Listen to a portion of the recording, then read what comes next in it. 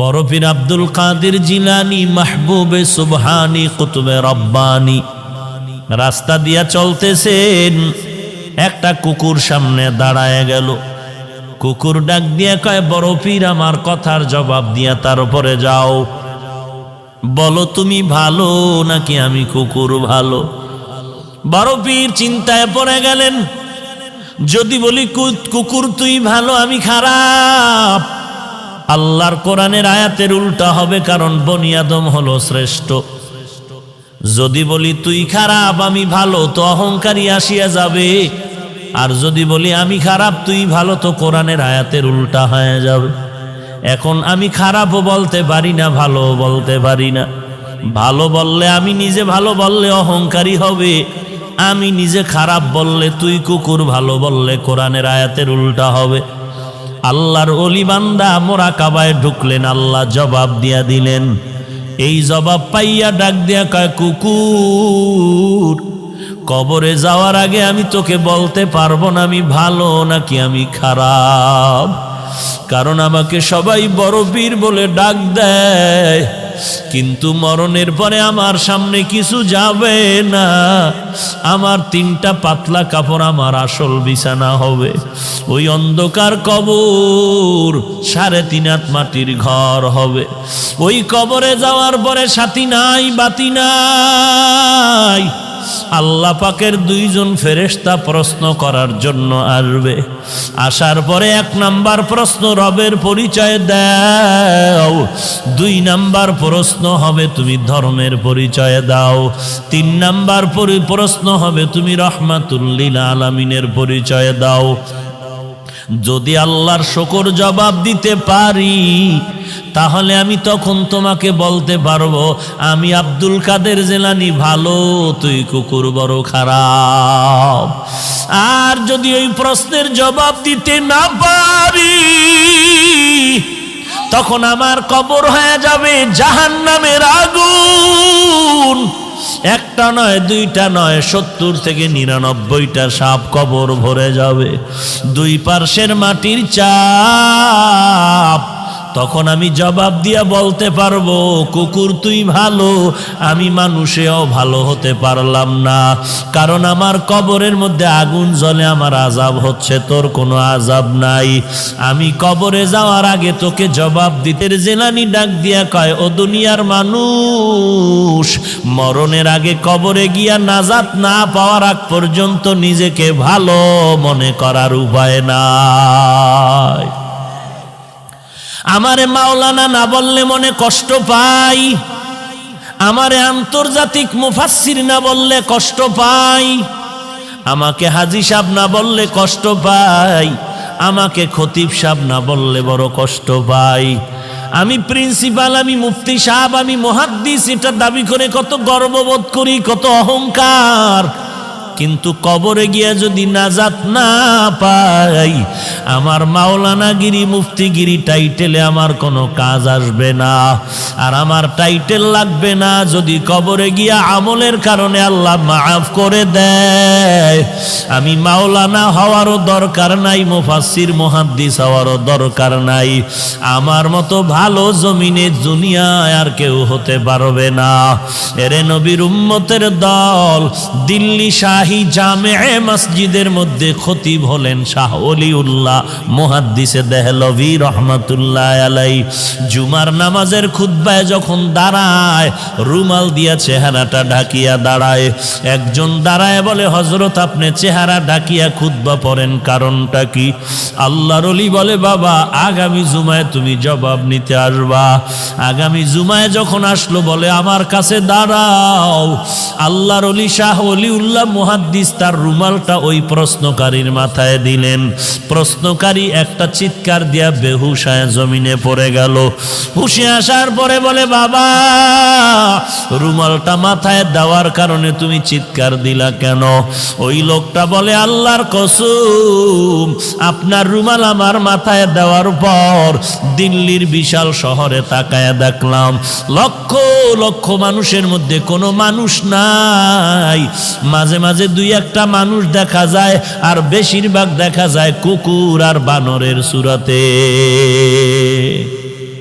गर्भ सूरत आदमी इंसाबुदे अहमदोबू जहलो हामिक साबुदे आदमीरा आदमीयत लाजिमस्त औदेरा गर्बूना बाशुद ही जमास्त। গোটা দুনিয়াটা শাসন করেছেন দুইজন, শোষণ করেছে দুইজন। একজন শাসনকর্তা সুলাইমান পয়গম্বর, আর একজন শাসন করেছিলেন বাদশাহ যুলকারনাইন।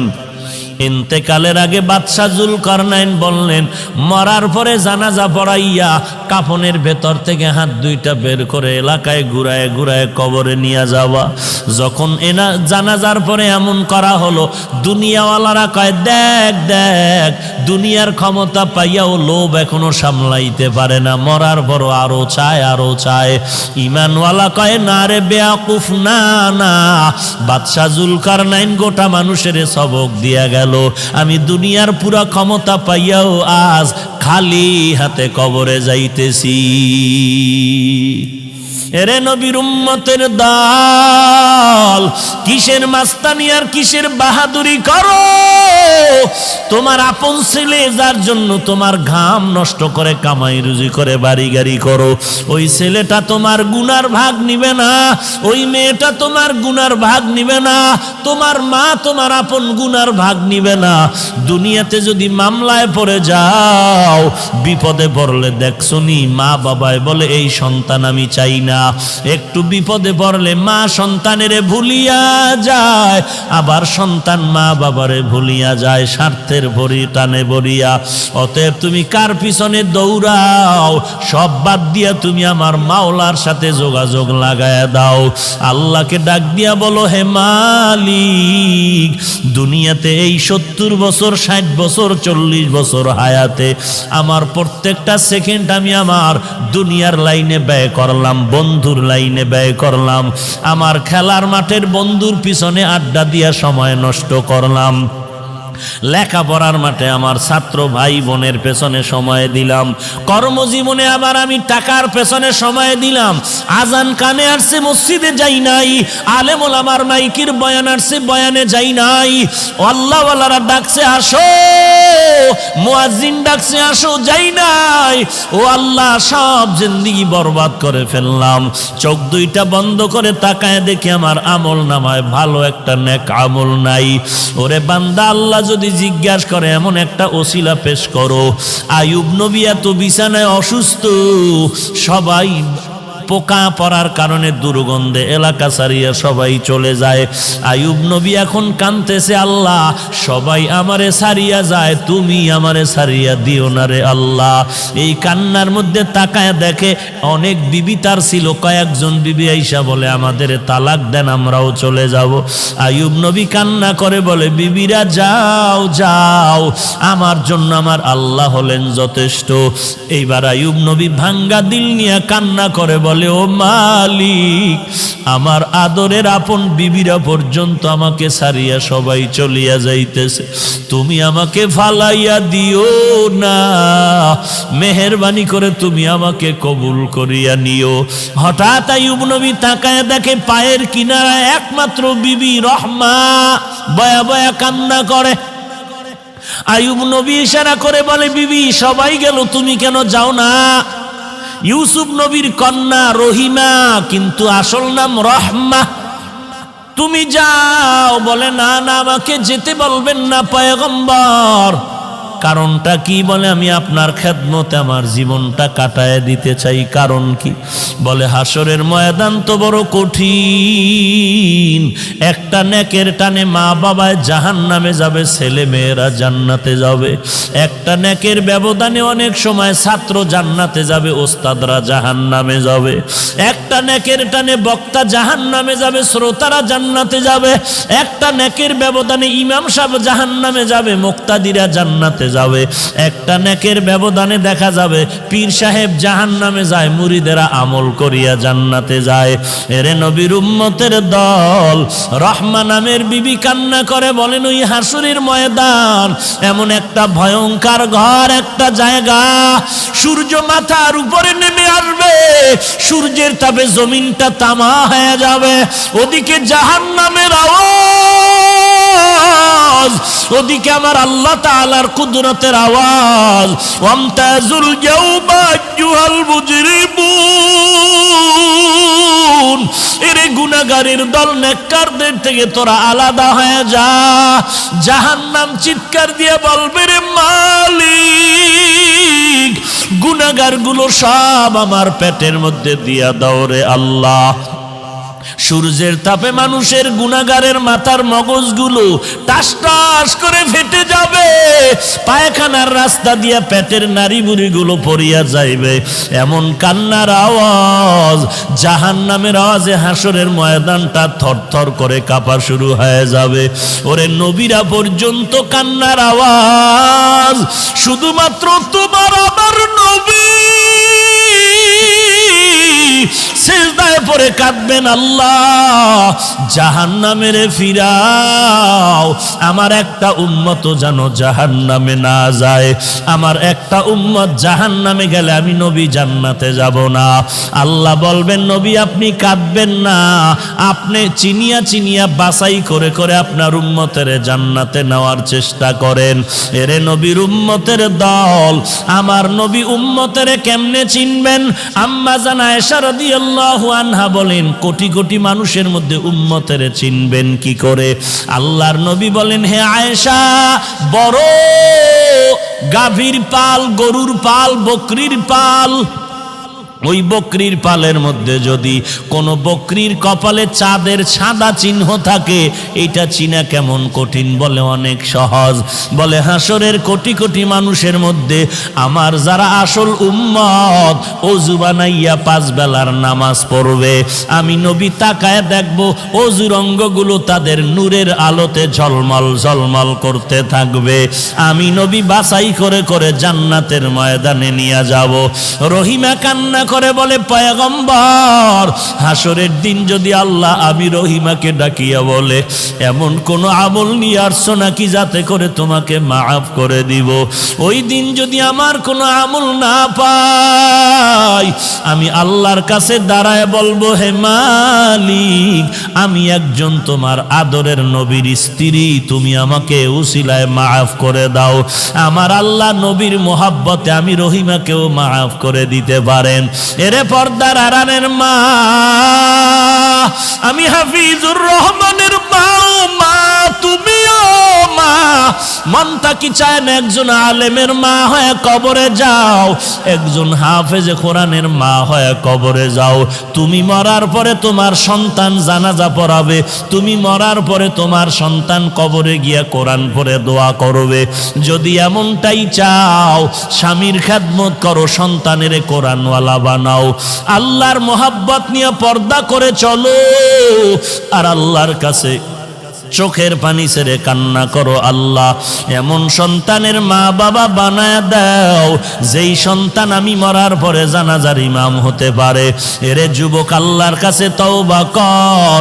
যৌবনের 3 ভাগের 2 ভাগ গুনাহের কাজে ব্যয় করছো, আর কয়দিন বাহাদুরি করবি? এখান থেকে ঘর পর্যন্ত যাওয়ার গ্যারান্টি তোর হাতের মধ্যে নাই। এরে যুবক, আমিও তো তোর মতো একটা যুবক সন্তান। তোর ডানে বামে তাকায়া দেখ, তোর মতো যুবক স্কুল কলেজে পড়ে নামাজ বাদ দেয় না, তুই কেন পারো না? তোর মতো যুবক র্যাব আর্মি পুলিশ বিডিআর চাকরি করে নামাজ বাদ দেয় না, তুমি কেন পারো না? তোমার মতো যুবক তাকায়া দেখো, কৃষি কাজ করে, নদীতে কাজ করে, শ্রমিকের কাজ করে, নামাজ বাদ দেয় না, তুমি কেন পারো না? কয়দিন আর গুনার কাজ করবি রে বাবা? জাহান্নামের আগুন কি সহ্য করতে পারবি? আল্লাহর কোরআনটাকে তুই কি মিথ্যা মনে করেছো? নবীর হাদিস কি মিথ্যা মনে করেছ? আল্লাহর কোরআনের আওয়াজ। এক জাররা পরিমাণ গুনাহ নিয়ে যদি কবরে যাও, ওই কবরের দুই পার্শ্বের মাটির চাপ পাজরের হাড় চুরমার হয়ে যাবে, সহ্য করতে পারবি না রে আল্লাহর বান্দা। তওবা কর, আল্লাহর কাছে কান্না কর। ও আল্লাহ, জীবনে আর কোনোদিন নামাজ ছাড়ব না, বেপরদায় চলব না, আর কোনোদিন মা বাবার সাথে বেয়াদবি করব না, আলেম ওলামাদের সাথে বেয়াদবি করব না, আর কোনোদিন দেশের বিরুদ্ধে জাতির বিরুদ্ধে ষড়যন্ত্র করব না, সহিভাবে কোরআন পড়ে নামাজ পড়ব, নবীর তরিকায় চলব। ওয়াইলুল লিকুল্লি হুমাযাতিল লুমাযাহ, যারা মানুষের পেছনে পেছনে দোষ বলে বা মানুষের নামে বানায় বানায় অপবাদ দেয়, ওয়াইল নামক জাহান্নাম।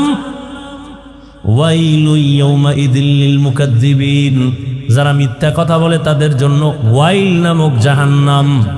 ওয়াইলুল লিল মুতাফফিফিন, যারা ব্যবসা করতে গিয়া মাপে ভেজাল দেয়, কাস্টমারের ঠকায়, এদের জন্য ওয়াইল নামক জাহান্নাম। ওয়াইল মারাত্মক এক জাহান্নাম। অথচ আবার ব্যবসায়ীদের জন্য সুসংবাদও আছে। রহমতের নবী বলেন, তাজিরুস সুদুকুল আমিন মান নাবিয়িন ওয়াস সিদ্দিকিন ওয়াশ শুহাদা। রহমতের নবী বলেন, ব্যবসা করতে গিয়া যারা সততার সাথে করবা, কাস্টমারের কখনো মিথ্যা বলবা না, ধোঁকা দিবা না, আমি নবী ওয়াদা করলাম আমার সাথে তোমার জান্নাত হবে। আর যারা দোকানে লেখছে বিক্রি করা মাল ফেরত নেওয়া হয় না, এরা ধোকাবাজ। এরা কি বাজ? ধোকাবাজ। এরা সঠিক ব্যবসায়ী না, রসুলের সুসংবাদ প্রাপ্ত ব্যবসায়ী না। আল্লাহ হেদায়েত দান করুন।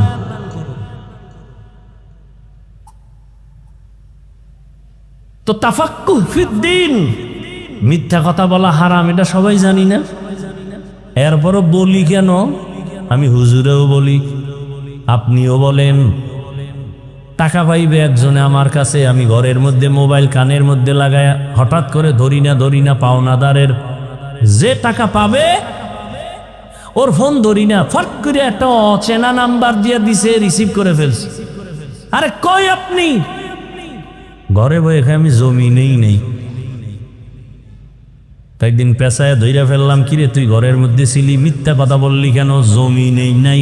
আসলে মিথ্যা বলি নাই, আমি খানের উপরে বওয়া আছিলাম।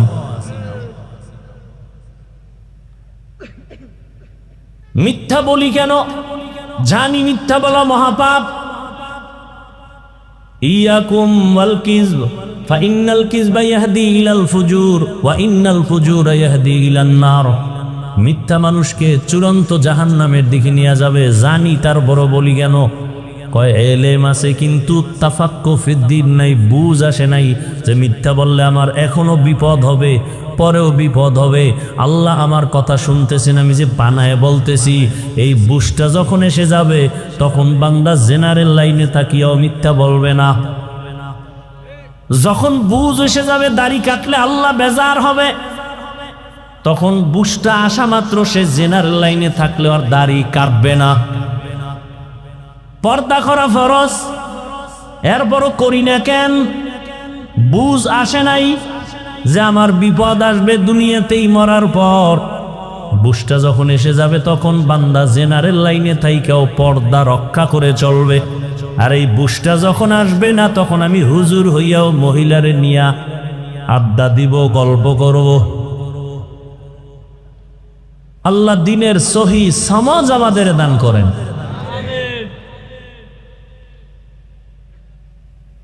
এবার আসেন, আর রহমান আল্লামাল কুরআন খালাকাল ইনসান আল্লামাহুল বায়ান।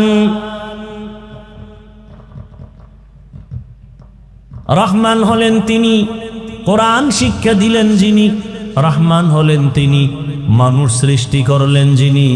রহমান হলেন তিনি, বয়ান শিক্ষা দিলেন যিনি। এই কথাগুলোর ব্যাখ্যা দেওয়ার আগে আমি একটু হালকা ভূমিকা টানবো, এরপরে ব্যাখ্যায় ঢুকবো। উঠা বসা করবেন না, শুরুতেই বলছি। আমি আপনাদের কাছের মানুষ, আপন মানুষ, এই মনে করে মাহফিলের বরকত নষ্ট করবেন না। এখানে কাউকে জোর করে বসানো হয় নাই, আল্লাহ দয়া করে বসাইছেন। আপনার কপাল এত খারাপ কেন? আসলে কপাল খারাপ হইলে ফিরায় কে? যদি কপাল পুরিয়াই যায় তা হাফিজুর রহমান কেন আর মক্কা মদিনার ইমাম কেন? স্বয়ং রসুলও যদি বয়ান করে ওর কপাল খোলেন। রহমতের নবী যাকে দেখলেই জাহান্নামের আগুন হারাম, কেমন মায়ার নবী আমার, এক নজর দিবে পেটের ক্ষুধা নিবারণ হয়ে যাবে। কেমন রহমতের নবী আমার, যেই নবীর শরীর মোবারকে মশা মাছি পড়া হারাম। রহমতের নবী দিনের বেলা হাঁটেন, সূর্যের গরম নবীরে কষ্ট যেন না দেয়, মেঘের খণ্ড ছাতা হিসাবে ছায়া দিতেছে। রহমতের নবী যখন রাস্তা দিয়া চলেন, দুপার্শ্বের গাছ নত হইয়া রসুলকে সালাম দেয়। কেমন মায়ার নবী আমার, রহমতের নবী যেখানে কদম রাখেন ওই জায়গা থেকে দীর্ঘ বছর পর্যন্ত শুধু মিশকের ঘ্রাণ। আম্মা জান আয়েশা রাদিয়াল্লাহু আনহা বলেন, নবীর ঘাম আমি বোতলের মধ্যে ভরে রাখতাম আর আমরা আতর হিসাবে ব্যবহার করতাম। কেমন মায়ার নবী, যেই নবীকে দেখার জন্য গর্তের সাপ পাগল, গর্তের পিপিলিকা আল্লাহর কাছে আরজি পেশ করে রহমতের নবীর রওজা দেখবে। নুজহাতুল মাজালিস নামক কিতাবে ঘটনা আছে, সেই নবীকে মাছ দেখতে চায়, গাছ দেখতে চায়। যেই নবীকে দেখার জন্য কুল মখলুকত পাগল, কিন্তু কপাল কত খারাপ, সেই নবীকে টানা একবার আর দুইবার না 13 বছর দেখলো, নবীর বয়ান শুনলো, কিন্তু কপালে কালেমা আসলো না। 13 বছর বয়ান শুনছে, কাছে বসে রসুলকে দেখছে, কালেমা। এত বড় বেঈমানের নাম জানেননি? কি নাম? এর নাম কপাল। এর নাম কি? অন্যদিকে এক 27 বছরের যুবক তরবারি নিয়ে দৌড়ায় নবীকে জবাই করবে। কয় বছর? নবীকে জবাই করার জন্য তরবারি নিয়ে দৌড়ায়। রহমতের নবীকে একটা নজর দেখা মাত্র তরবারি ফালায় বলে, নবী বেয়াদবি মাফ করে দেন, কালেমার রশি আমার গলায় পড়ায় দেন। 13 বছর বয়ান শুনে কালেমা পড়ে না, আর রসুলকে জবাই করতে এসে কালেমা ওয়ালা হয়ে গেল। 27 বছরের যুবক, নাম জানেননি? এর নাম কপাল। বহুদিন ধরে প্রোগ্রামের প্রচারণা চলতেছিল, ঈদগায় বয়ান হবে, অনেকে আসার নিয়ত করেও আসতে পারে না, কপাল। আর একদল বাড়ির থেকে আসছে, বরগুনা ঈদগায় ওয়াজে যায়, কিন্তু প্যান্ডেলে বেহেশতের বাগানে ঢুকতে পারে নাই। দোকানে দোকানে ঘুরে আর গল্প করে, আড্ডা দেয়, কবিরা গুনায় লিপ্ত। এর নাম কপাল। আর একদল বেহেশতের বাগানে বৈশাও, কপাল বেশি সুবিধা না, গজবের মোবাইল সামনে নিয়া কলবের দরজা বন্ধ করে রেখেছে। আমার ওয়াজে হেদায়েত, এই বুঝাইতেছি যে আমার ওয়াজে হেদায়েত নাই। আমি বললেই কি মোবাইল বন্ধ হয়ে যাবে?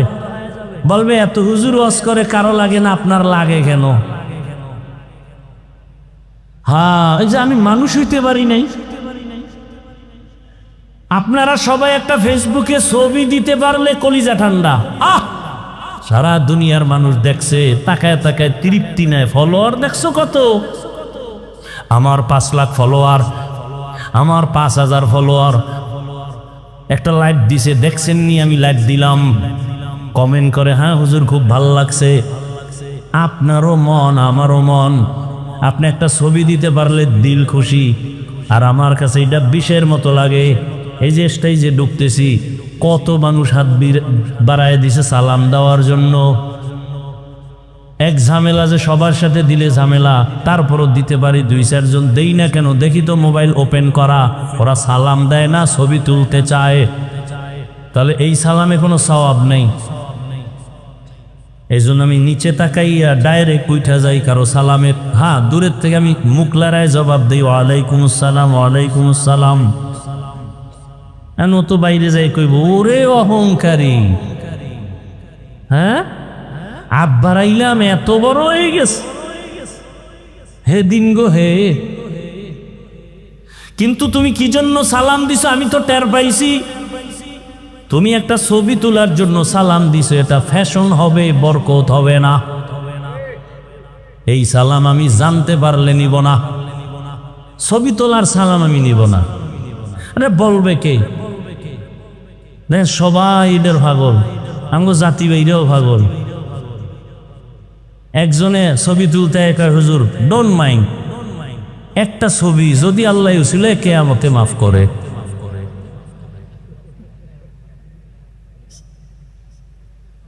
বাথরুম থেকে বেরোয় দেই ছবি, আমি কিন্তু ভিতরে আইলি না কেন? কত বড় ইতর! সারা দুনিয়ার সব মুফতিয়ানে কেরাম একমত, অনর্থক কোন ছবি তোলা হারাম, হারাম, হারাম, এমনি হারাম, কোন জরুরত ছাড়া এমনি হারাম, কবিরা গুনাহ। বসছে বেহেশতের বাগানে, করতেছে কবিরা গুনাহ। একজনে বুদ্ধি যার বেশি কইব না না না আপনি কেন বললেন, আপনাকে কতটা ভালোবাসি এই জন্য রেকর্ড করতেছি। তা আপনার বুদ্ধি নেই, আপনার রেকর্ড হবে ভেজাল, ছবি আসবে না ভালো, কিন্তু আপনার কাজটা নিখুঁতভাবে তো মিডিয়াওয়ালারা করতেছে। সকালবেলা এখান থেকে ডাউনলোড করে নিলেই তো হয়। কি এতটুকু বুদ্ধি না থাকলে কচু গাছ খুঁজেন?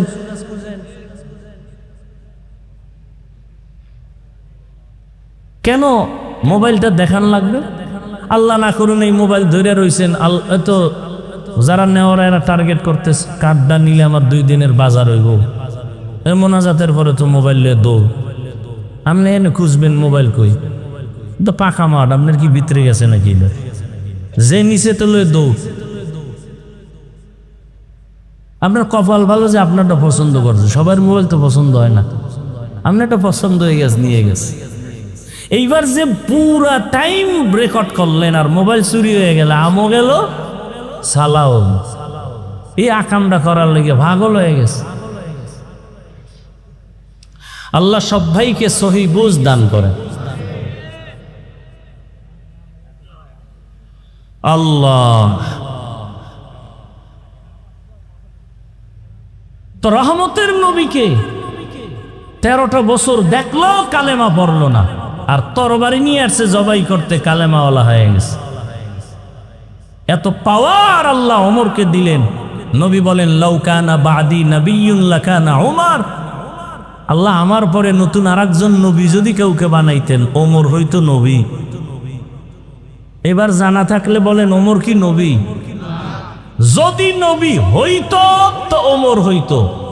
ওমর যেহেতু নবী না, গোলাম আহমদ কাদিয়ানীও নবী না।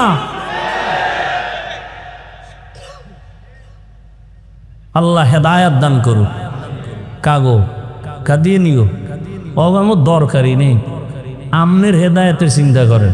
এখানে কইতেছেন কাফের কাফের, দোহানে যাইয়া প্রাণের জুস খায়। আসেনি সিজন কোম্পানি, প্রাণ কোম্পানি, RFL কোম্পানি, সব কাদিয়ানি কাদিয়ানি কাদিয়ানি।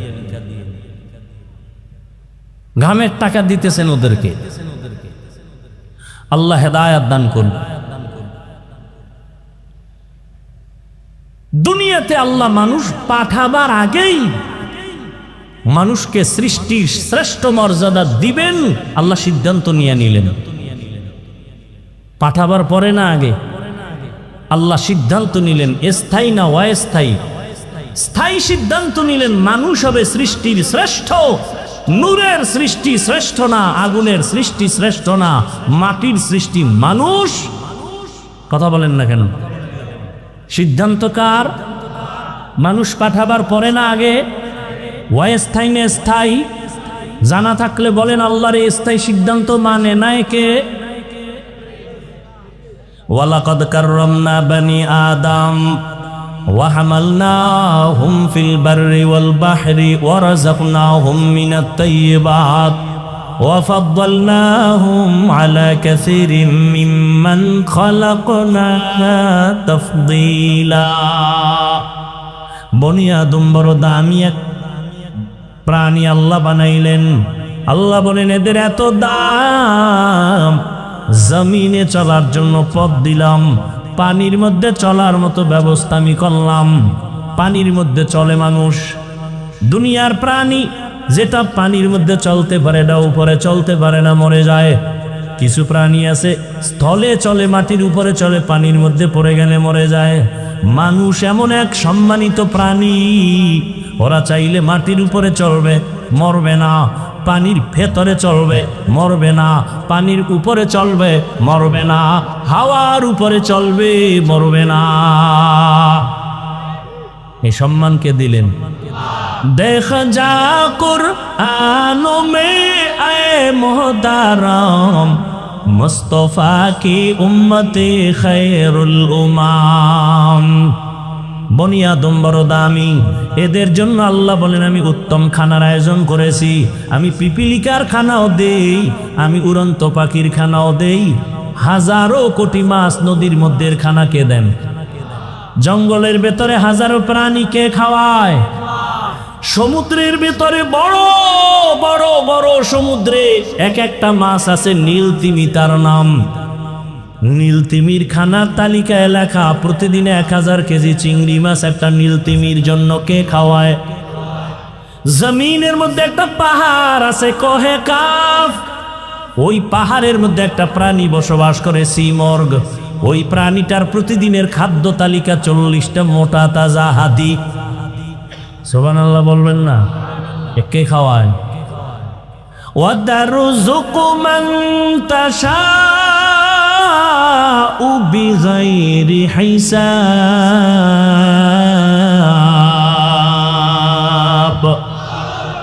गर तवक्कुल मी कुनी हर सुबह शाम मेरा सालत रिश्ते तू अज़ला मकाम जुज़बा हक़ची ज़े मखा अज़ इंसो जा फज़ले मस्ते दर जुमला जहा। पिपीलिकार खाना के देन? कोनो पिपीलिका ना खाए मरसे? জঙ্গলে হাজারো প্রাণী আছে, খানা কে দেন? আপনাদের বরগুনা সকাল 8টায় সেই প্রাণীরা খানা খায়। সকালবেলা একটা পাখি বের হয়, বের হইয়া খোলা আকাশে উড়ে, সন্ধ্যাবেলা নিজের পেট ভরে বাচ্চার খানা নিয়ে বাসায় হাজির। কে খাওয়াইলো? কিতাবে আছে একটা কাক। কাক কাক চিনেন না? কাক কালো, কোকিল কালো, কালো মাথার কেশ, এর চেয়ে বসি কালো মনের হিংসালেশ। নিম তিতা নিন্দা তিতা আরো তিতা খর, এর চেয়ে বেশি তিতা 203-এর ঘর। চাকা গোল পয়সা গোল, গোলালু গোল, এর চেয়ে বেশি গোল মনের গন্ডগোল। একটা কাক যখন বাচ্চা দেয়, হায়াতুল হায়াওয়ানের ভেতরে আছে, কাক যখন বাচ্চা দেয় কাকের পশম কি? কালো। কিন্তু বাচ্চা যখন দেয় ওই বাচ্চার গায়ে কোনো পশম থাকে না 3 দিন পর্যন্ত। মা ভয়ে ওই বাচ্চাটার কাছেও যায় না। বাচ্চা একা, মা আলাদা। এরপরে বাচ্চা 3 দিন কে খাওয়াবে? কিতাবে লেখছে আল্লাহ একদল পোকা ওই বাসার সামনে উড়তে থাকে, সাদা সাদা পোকা। ওই বাচ্চার ঠোঁটের আগায় উড়ে বাচ্চাটাকে ধরে ধরে খায়। 3 দিন পর্যন্ত ওই মা কাছে যায় না। আল্লাহর কুদরতে ওই বাচ্চাটা পোকা খেয়ে খেয়ে 3 দিনের মধ্যে সাদা শরীরে কালো পশম চলে আসে। যখন কালো পশম চলে আসে বাচ্চাটার ভয় মায়ের অন্তরে থাকে না। তখন মা 3য় দিনের পরে ঈশা বাচ্চাকে খানার জিম্মাদারি নিয়ে নেয়। কুদরত কার? বলেন, পিপিলিকার খানা আল্লাহ দেয়, আসমানের খানা আল্লাহ দেয়, প্রাণীদের খানা, নদীর মাছের খানা আল্লাহ দেয়। না খায় মরছে কেউ? ওদের খানা কি একটা জায়গায় দেয় যে আইসে খায় না জায়গায় পৌঁছায় দেয়? বলেন ওরা দামি না আমরা দামি? বলেন আল্লাহ আমগো দিতে পারে না? আপনারা পাগল হয়ে গেছেন কেন খানার জন্য? আমরা তো ওদের থেকে আরো দামি। পিপিলিকার খানা যদি আল্লাহ গর্তে দিতে পারেন, নদীর মাছের খানা যদি ভেতরে পৌঁছায় দিতে পারেন, আমরা তো আল্লাহর পেয়ারা গোলাম। আল্লাহ তো আমাদের ঘরে খানা দিয়া যাবেন, কিন্তু দেন না কেন? দেয় না তো দেন, আমরা খুঁজাও পাইতেছি না। কারণটা কি? এর একমাত্র কারণ, ওরা কেন পায় আমরা কেন পাই না? ওরা আল্লাহর ডিউটি ঠিক মতো পালন করে, বেয়াদবি করে না। আর মানুষ পদে পদে আল্লাহর তা খাইয়া লইয়া আল্লাহর সাথে বেঈমানি করে। আল্লাহর হুকুম ঠিক মতো আমরা মানি না। স্লোগান তো দেই, কেউ খাবে কেউ খাবে না, তা হবে না তা হবে না। অথচ কত মানুষ বড় অসহায়, এরা ঠিক মতো খানা পায় না। আল্লাহ বলেন, মানুষ তোমার জন্য পিওর খানার আয়োজন করেছি, কুকুরেও খায় তুমিও খাও, তবে কুকুরের থেকে তোমার খানা পিওর। মানুষের খানা যত আছে সব কাবার লাগায় দিছেন। তুমি ভাত খাইবা, চাল কাবারে লাগান। বাহিরের ময়লা যেন তোমাকে ক্ষতি না করে। রুটি খাইবা, গমটাও কাবারে আটকায় দিছেন। ফল খাইবা, কাবারে আটকানো। মাছ খাইবা, কাবারে আটকানো। গোস্ত খাইবা, চামড়ার কাবার দেওয়া। একজনকে আমি চামড়া খাবো, পশমের কাবার পিলা খা। কিছু কিছু ফল আছে এটা কাবার সহ খাওয়া যায়, তাহলে এটা কেমনে খাবে? এটার কাবার থাকলেও কাবারটা এত সব ময়লা, এটা ধরে রাখতে পারে না, ময়লা থাকে না। আপেল খাও কাবার সহ, ময়লা আটকাবে না। হালকা পানি দাও, একটা টিস্যু দিয়ে মোছা দাও, ময়লা থাকবে না। আর যেটি আটকাবে, এই কাবারগুলো ফেলে ভেতরের পিওরটা খাও। কি সুন্দর কাঁঠাল, কি সুন্দর আম, কি সুন্দর লিচু, 12 মাস কে খাওয়ায়? কিন্তু নিমক হারাম মানুষ বাম হাত দিয়ে খায়, বিসমিল্লাহও কয় না। আছে না নাই? তুকু যাও সুন্নতি আহমদ কুজা বা মোহাম্মদ কৈবুয়াদ নিসবতরা মান আহাব্বা সুন্নতি কৌলে রসুল মজদায়ে কানা মাই হাম কুন কবুল। তো বলতেছিলাম অনেক কথা। আল্লাহ মানুষকে সৃষ্টির শ্রেষ্ঠ মর্যাদা দিলেন। নূরের সৃষ্টি শ্রেষ্ঠ না, আগুনের সৃষ্টি শ্রেষ্ঠ না, একমাত্র মাটির সৃষ্টি মানুষ শ্রেষ্ঠ। সিদ্ধান্ত কার? স্থায়ী না অস্থায়ী? বলেন, আল্লাহর স্থায়ী সিদ্ধান্ত মানে নাই কে? ইবলিস। মানুষ বড় শ্রেষ্ঠ। এই মানুষ দুনিয়াতে পাঠাবার আগে আল্লাহ মানুষ যেন তার সম্মান ধরে রাখতে পারে, এজন্য ব্যবস্থা দিলেন 2টা। কয়টা? এক ব্যবস্থার নাম ব্যক্তি, আর এক ব্যবস্থার নাম কিতাব। ব্যক্তি 4 দল। অমাইয়ুতিল্লাহ ওয়ার রাসূল ফাউলাইকা মাআল্লাযীনা আন'আমা আল্লাহু আলাইহিম মিনান নাবিয়্যিনা ওয়াস-সিদ্দীকিনা ওয়াশ-শুহাদা'i ওয়াস-সালিহিন। আল্লাহ নিজেই বলেন, ওয়া হাসুনা উলাইকা রাফিকা। নবীগণ, সিদ্দিকগণ, শহীদগণ, সালেহগণ, আল্লাহ বলেন এরা তোমার চূড়ান্ত পিওর বন্ধু, জান্নাতে নিয়ে যাবে এরা। বান্দার দাম কত? আল্লাহ মানুষকে 2টা ব্যবস্থা দিছেন। সম্মান যদি টিকাইয়া রাখতে চাও 2 ব্যবস্থা গ্রহণ করিও। একটা যদি ছেড়ে দাও, মরার আগে ধ্বংস।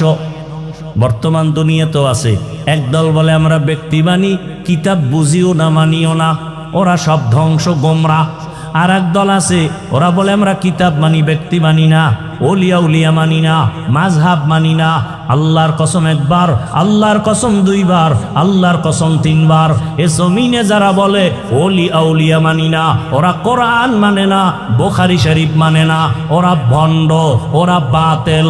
ওদেরকে যারা বাতিল বলে না, খোদার কসম তারাও বাতিল। বিস্তারিত বলার সময় নেই। ওলিয়া উলিয়া যারা মানে না, আল্লাহ পাক ওলিয়া উলিয়ার কথা বুখারীতে বলছেন, কোরআনেও বলছেন, বিস্তারিত বলার সময় নাই। যারা ওলি আউলিয়া বলে মানি না, ওরা কোরআন মানে না, বুখারী মানে না, ওরা বাতিল না হক। ওদের যারা বাতিল বলে না তারাও বাতিল। এরে নবীর উম্মতের দল, আল্লাহ পাক দুই ব্যবস্থা দিছেন।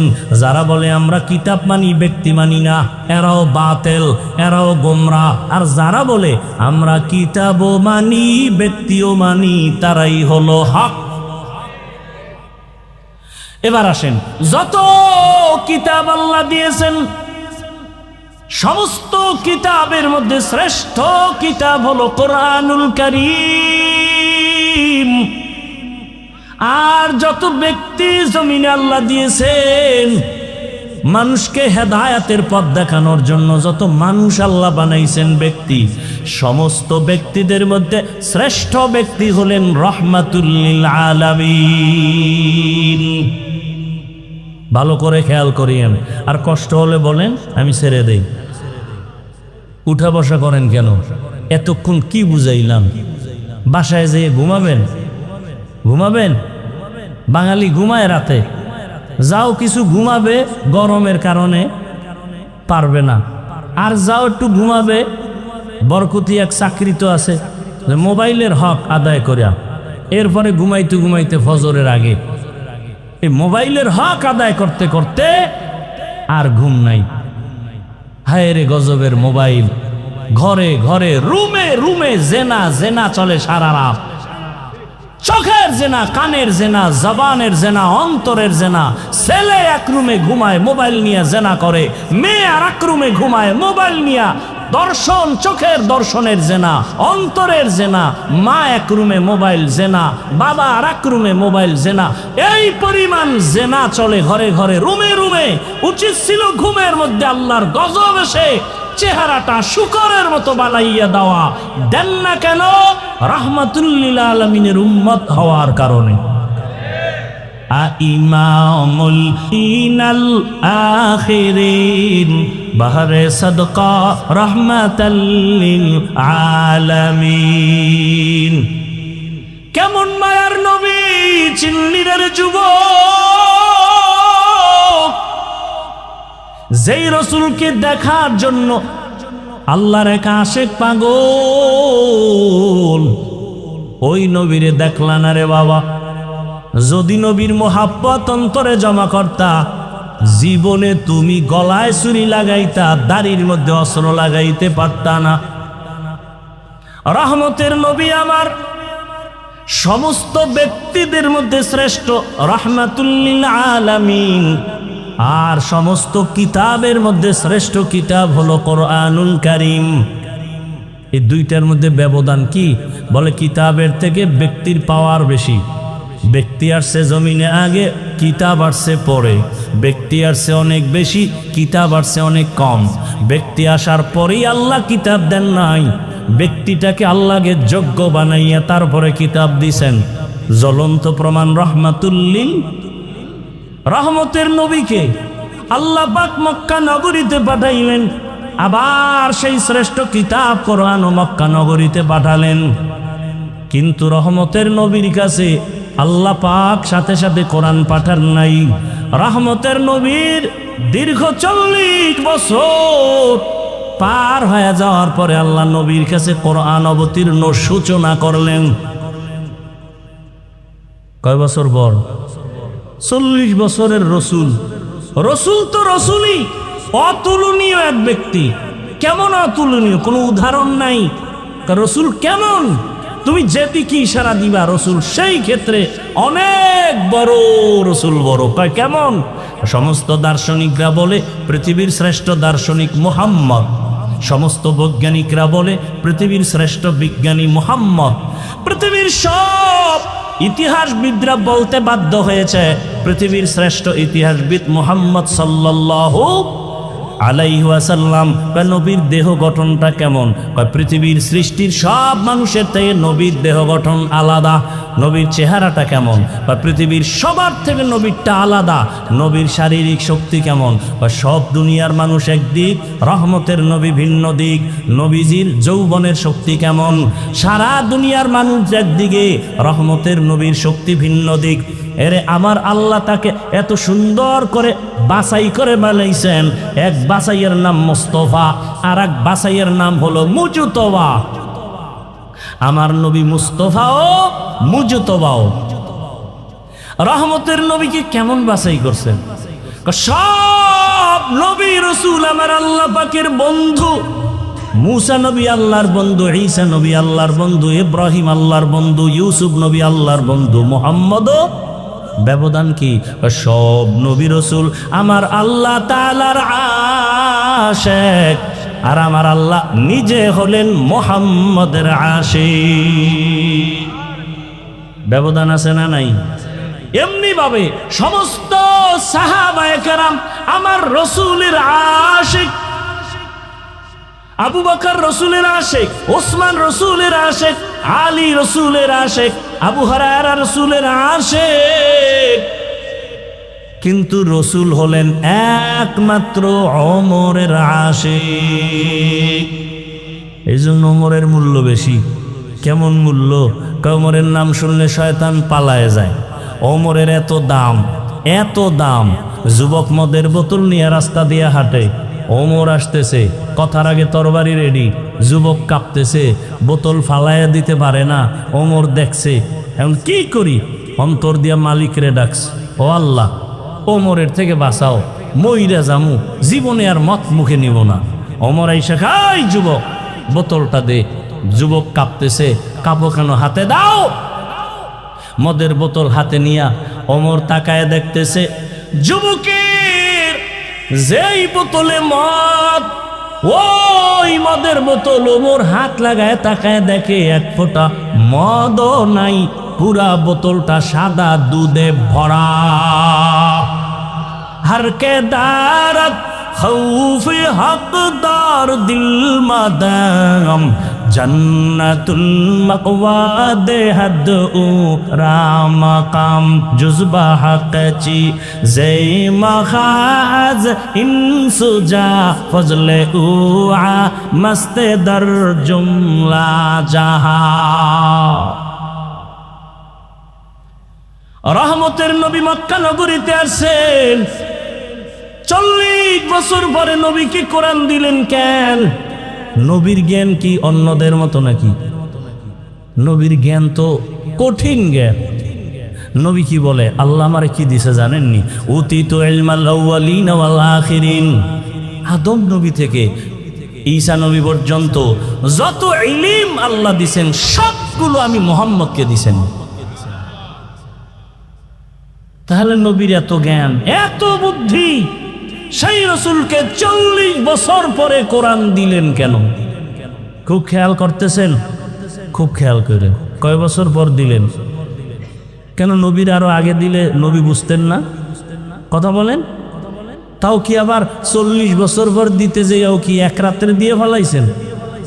কোরআন শরীফের ওজন কত? 250 গ্রাম হইতো না। দইরা দেখছেন কেউ কোরআন শরীফ?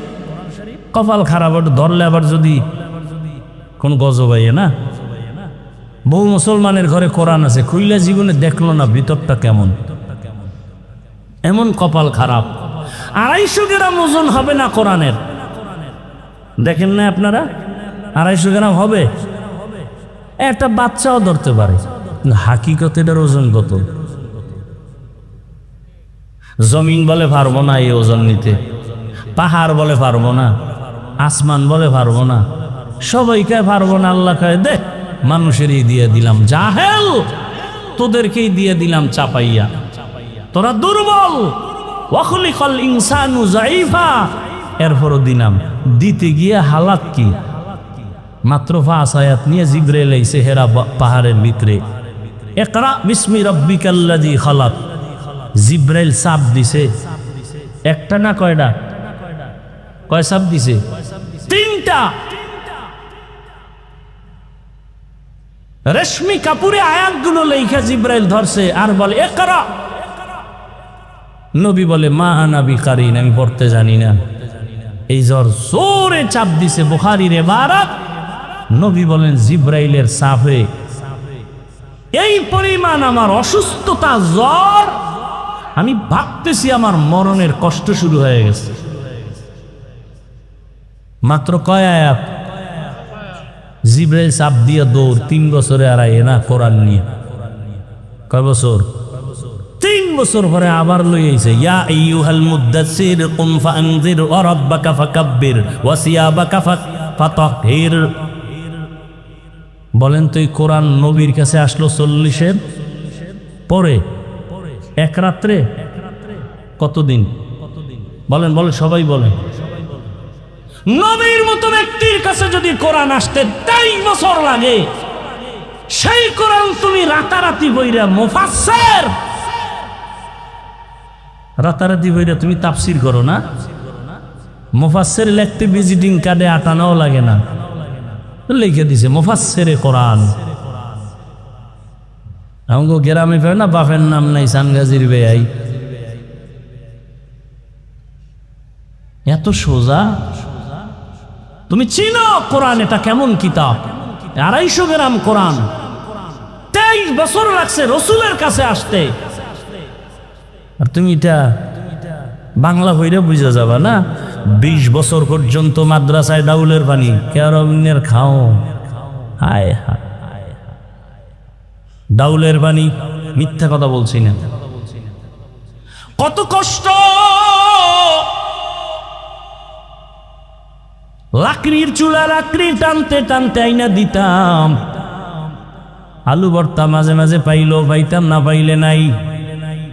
সাদা উপরে পানি দিয়া কোন রকম চলতো, তাও আবার বাড়ি মাপা ভাত। এই যুগে যদি কেউ মাপ দিয়া ভাত দেয়, ও মাদ্রাসা শেষ। আর এখন মাইপে দেবে কেন? এখন তো 5 বেলা খাও, কি খালি খাওন, ঘুমেতে ওঠার পরে খাওন, ঘুমের আগে খাওন, টোস্ট, বিস্কিট, ডিম, দুধ খাইতে খাইতে ফার্ম বানায় লাইছে। সিফা সাফা সব ছিদ্র মিদ্র খাওনের ঠেলায় বন্ধ। এলেম ডুববে কোন ছিদ্র দিয়া? হ্যাঁ, এলমেরা এজাজ কর দান বেহিসাব খলকের আদা দান জবাবে বা সওয়াব হক না দারদ দোস্তে খালকা জারেরা নিস্তে খাসলাত থেকে দিনদারেরা। আমরা বিরোধিতা করি না কেন? কিছু বড় লোকের ফলাফল কিছু তো দিনের লাইনে আসতেছে। বরকতপূর্ণ এলেমের জন্য আমাকে বলেন, এখানে বহু শিক্ষিত মানুষ, ওলামায়ে কেরাম, আমার ওস্তাদ এখানে আছেন, বলুন একজন। আল্লাহ নিজে বলতেছেন, লা তুহাররিক বিহি লিসানাকা লিতাজালা বিহি ইন্না আলাইনা জামআহু ওয়া কুরআনা। হে রাসূল, আপনি কষ্ট করবেন না, আমি কোরআন আপনাকে কুদরতিভাবে সিনার মধ্যে জমা করে দিব। তা রসুলকে, সেই রসুলকে আল্লাহ পাক জিব্রাইল পাঠায়া 3 বার জোরে চাপ দিলেন কেন? রসুলের জ্বর উঠে গেল কেন? কি দরকার ছিল রসুলের সিনার সাথে জোরে চাপ দেওয়া? গোটা দুনিয়ার মানুষকে শিক্ষা দিয়ে গেলেন, যেহেতু রসুল আদর্শের মডেল। ও দুনিয়াবাসী, কোরআনের এলেম যদি চাও, কষ্ট ছাড়া অর্জন হবে না। বলে কি পরিমাণ? কয় তুমি যেই পরিমাণ কষ্ট করবা, এলেমের উপকার সে বরকত সেই পরিমাণ পাবা। কষ্ট কমতেছে, বরকত কমতেছে, কষ্ট কমতেছে, বরকত কমতেছে, কষ্ট কমতেছে, বরকত কমতেছে। এটা বুঝবো কেমনে বরকত যে? এটাও তো বুঝার মানুষ না।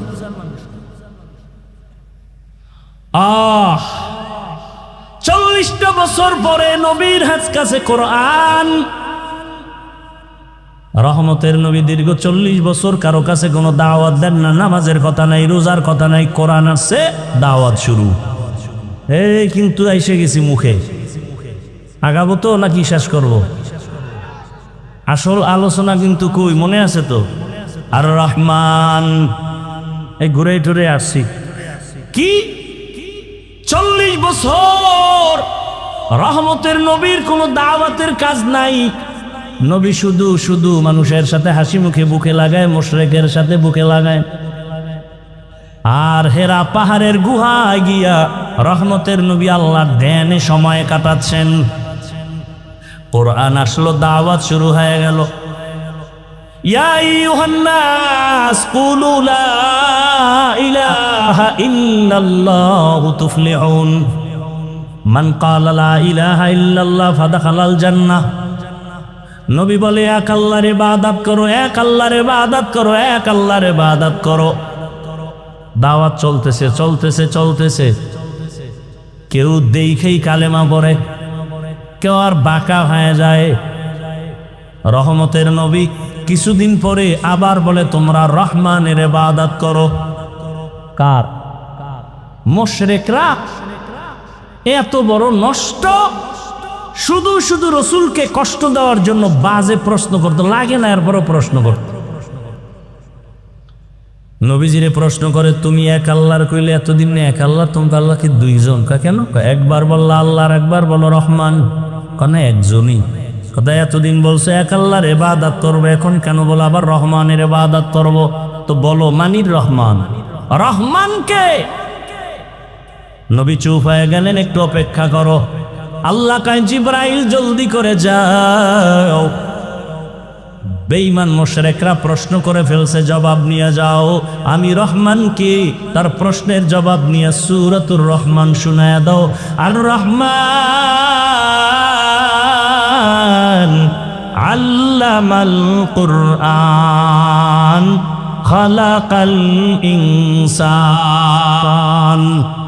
এবার খেয়াল করেন, আলোচনার শেষের দিকে শুধু এটার ব্যাখ্যা দিয়ে ইতি টানবো।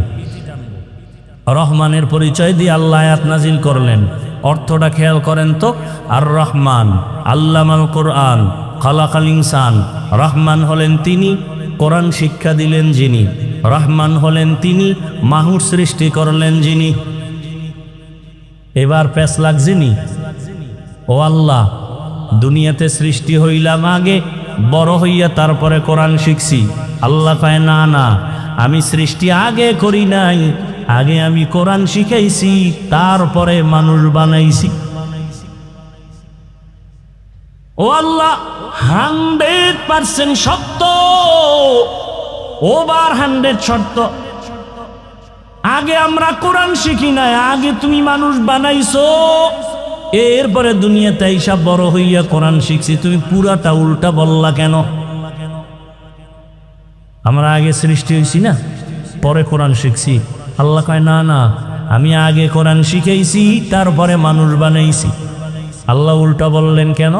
মুফাসসিরিনে কেরাম বলেন, আল্লাহ তাই ঠিক, আমি বুঝি না কেন আমার মেমোরির জিবি কম। মেমোরির জিবি কি কম? মেমোরির সাইজ, ডিজাইন সব এক, ভিতরের কারবার কথা বুঝেন না? 1 GB 2 GB 3 GB 4 GB 5 GB আছে না নাই? কালার ডিজাইন সব এক, ভেতরের কারবার আলাদা। 1 GB ওয়ালা 4 GBর কিছু যদি নিজের মধ্যে নিতে চায়, পারবে? শেষ সময় হ্যাং হয়ে যাবে। আল্লাহ বলছেন সঠিক, কিন্তু আমি দেখি উল্টা কেন বলে আমার জীবিকা। যাদের জিবি একটু বেশি তারা ব্যাখ্যা দিয়ে গেছেন, তারা মুজতাহিদ ইমাম ব্যাখ্যা দিয়ে গেলেন আল্লাহটাই ঠিক। ফাইলুল হাকিম লা ইয়াখলু আনিল হিকমাহ, হাকিমের কোনো কাজ হিকমত থেকে খালি না। এবার আল্লাহ বলছেন, মুফাসসিরিনে কেরাম বলেন, আল্লাহ যে বলছেন আমি আগে কোরআন শিখাইছি তারপরে মানুষ বানাইছি, এটা কোন মানুষ? যারা বিনা হিসাবে জান্নাতে যাবে সেই মানুষ। যারা আমরা যাবো না, আমরা মানুষ না, কেন তোরা মানুষ না। বুজুর্গ বলতেছেন মাওলানা হওয়া সহজ, পীর হওয়া সহজ, ডাক্তার হওয়া সহজ, মানুষ হওয়া বড় কঠিন। গর্বসুরত আদমি ইনসাবুদে আহমদবু জাহলো হামেক সাবুদে আদমিরা আদমিয়ত লাজেমাস আউদেরাগর বুনা বশদ হি জামাস। মানুষ বড় কি বড়ই কঠিন। আরে তুমি বাঘরে ভয় পাইতেছ, আর যারা আসল মানুষ এদেরকে বাঘে ভয় করে। উজানির জমিনে ঘুমন্ত ওলিয়ে কামেল,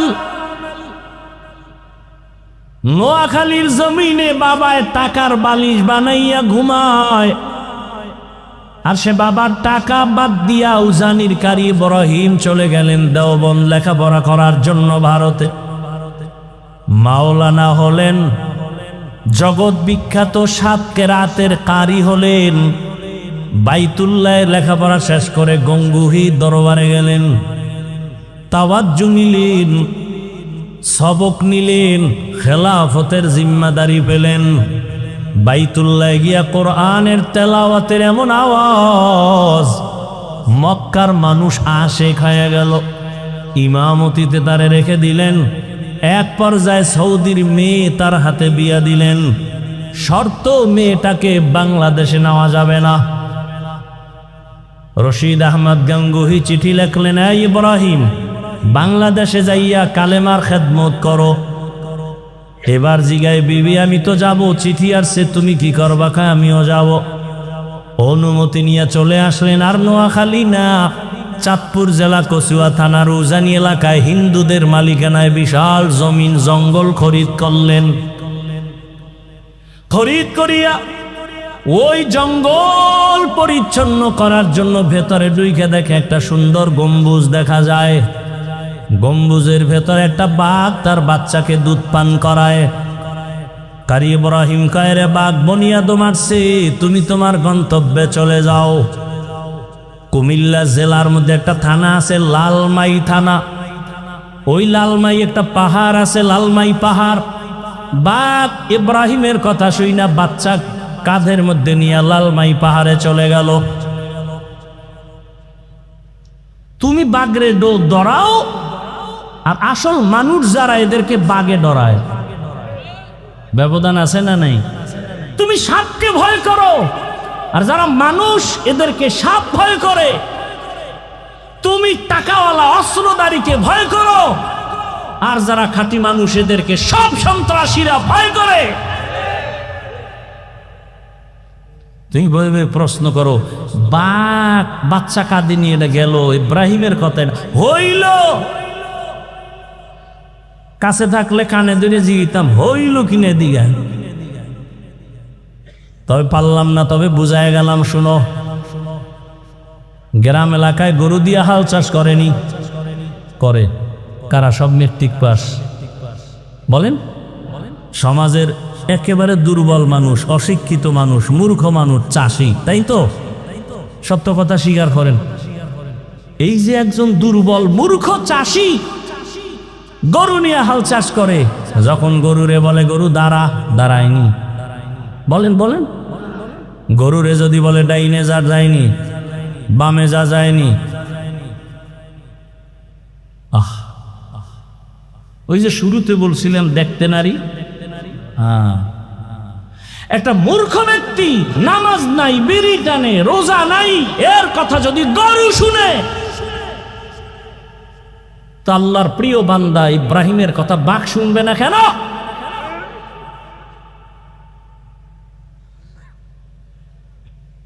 লোকমা দিও না, কপাল পুড়বে, সাবধান। লোকমা দিতে গিয়ে বেদবি করো না, খবরদার। একটু আগে না বলছি, অলিয়া উলিয়া যারা মানে না, আল্লাহ 2 দলের সাথে যুদ্ধের ঘোষণা দিয়েছেন। 2 দল, আল্লাহ নিজে যুদ্ধ করবেন। কতটা ভয়ঙ্কর কথা! 2 দলের সাথে। এক দল কোরআনে আছে, আর এক দলের কথা বুখারীতে আছে। কোরআনের বর্ণিত দল, যার সাথে আল্লাহ নিজে যুদ্ধ করবেন, ওই দল সুদখোরের দল। আর বুখারী শরীফে আছে, আল্লাহ নিজে যুদ্ধ করবেন ওই দলের সাথে যারা ওলিয়া উলিয়ার সাথে দুশ্মনী করে। বুখারী হাদিসে কুদসি। আল্লাহ হেদায়াত দান করো। ভাইরা আমার, তাহলে আমরা মানুষ, আসল মানুষ এখনো হতে পারি নাই। আদম নবীর বংশে, এই জন্য জমিনে যত মানুষ, মুফাসসিরিনে কেরাম বলেন মানুষ আছে কয়েক লাইনের। একদল মানুষ আছে বংশগত মানুষ, আর একদল মানুষ গুণগত মানুষ, আর একদল মানুষ জন্মগত মানুষ। আদম নবীর বংশে জন্ম নিলাম, বংশগত মানুষ, এই পরিচয়ে নাজাত পাওয়া যাবে না, জান্নাত পাওয়া যাবে না। বাবার ঔরসে জন্ম নিলাম, আমি জন্মগত মানুষ, এই পরিচয়ে জান্নাত পাওয়া যাবে না। একমাত্র জান্নাত পাবে ওই মানুষ যারা গুণের মানুষ। কিসের মানুষ? গুণের মানুষ। এরাই মানুষ, এরাই বিনা হিসাবে জান্নাতে যাবে। এবার বোঝার চেষ্টা করি গুণের মানুষ কাকে বলে। ভালো একটা মূলনীতি মনে রাখবেন আজীবনের জন্য। কোনো ব্যক্তি যদি কোনো জিনিস বানায়, কোন একটা কাজের জন্য বানায় না, যেই বস্তুটা যেই কাজের জন্য বানানোওয়ালা বানায়, ওই বস্তুটার ওই কাজ হলো ওইটার গুণ। যেমন এই মাইকওয়ালা মাইক বানাইছে আওয়াজ দূরে দেওয়ার জন্য, তাহলে এই মাউতের গুণ আওয়াজ দেওয়া। বাতিওয়ালা বাতি বানাইছে কেন? বলে আলো দেওয়ার জন্য, আলো দেওয়া বাতির গুণ। পাখাওয়ালা পাখা বানাইছে কেন? বলে বাতাস দিয়া ঠান্ডা করবে, পাখার গুণ বাতাস দেওয়া। মাইকের গুণ আওয়াজ দেওয়া, বাতির গুণ হলো কি? আলো দেওয়া। মাইক যদি আওয়াজ না দেয় সবাই বলবে এটাকে ভেঙ্গে ফেলে, ওটা গুণের মাইক না। বাতি যদি আলো না দেয় বলবে এটারে ভেঙ্গে ফেলে, ওটা গুণের বাতি না। যদি পাখা বাতাস ঠিক মতো না দেয় সবাই বলবে এই পাখা ভেঙ্গে ফেলে, ওটা গুণের পাখা না।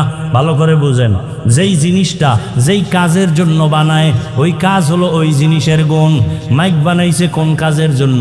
আওয়াজ দেওয়া। বাতি বানাইছে কোন কাজের জন্য? আলো দেওয়া। পাখা বানাইছে বাতাস দেওয়ার কাজের জন্য। তাহলে পাখার গুণ কি? বাতাস দেওয়া। বাতির গুণ কি? আলো দেওয়া। এবার আমাকে জবাব দেন, মানুষ বানাইছেন কোন কাজের জন্য? বলেন। ওমা খালাকতুল জিন্না ওয়াল ইনসা ইল্লা লিয়াবুদুন। মা খালাকতুল জিন্না ওয়াল ইনসি বাখাজুজ ইবাদাত নিস্তে মাকসুদ আজ্জাহা।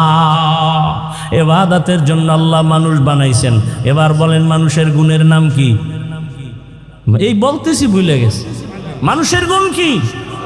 ইবাদত। ইবাদত মানে সারা রাত তাসবিহ টানা, সারাদিন রোজা রাখা, সারাদিন তেলাওয়াত করা না।